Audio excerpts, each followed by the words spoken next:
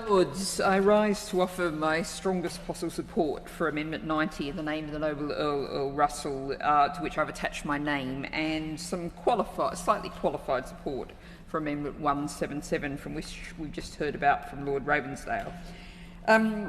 Coincidentally, entirely without any prompting from me, I started the day, rather a long time ago now, speaking to a senior civil servant, and they said to me that they thought the great malaise of the UK was people's lack of a sense of agency, lack of ability to step up, to take control, to change what's around them, to change the direction of the country.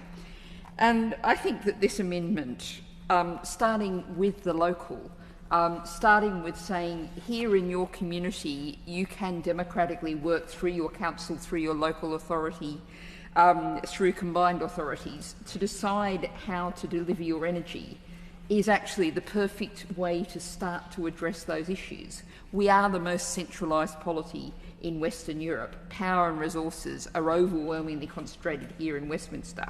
And we have almost universal agreement that we have to have an energy transition. This is a major infrastructure element in all of our lives, as we've been discussing through this evening. We also must have a just transition so that no community is left behind. So every community needs the opportunity to make plans for its energy future, and that's exactly what Amendment 90 seeks to achieve. And I note that this is something that there's been a great deal of work and indeed resources put into over a long period of time.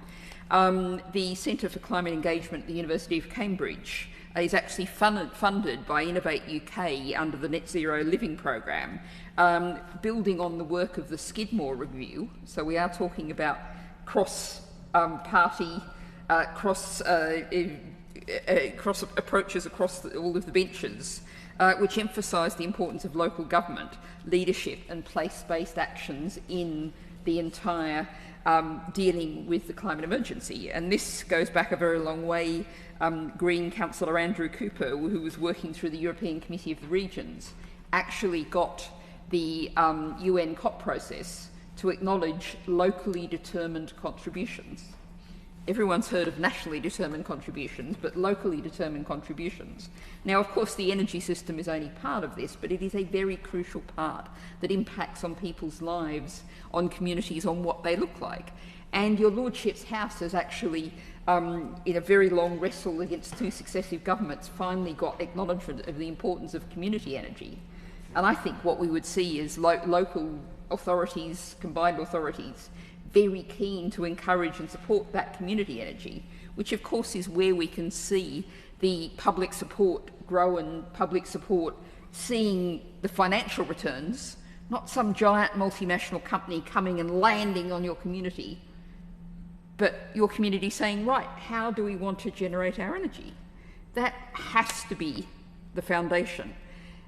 Now, I said about 177, I'm broadly in favour of it, but I guess the question is the weight and the shape of the word guidance, because we are talking about local energy plans, and anything provided from the centre should be support, not as we see, for example, in planning and in terms of housing allocations, direction.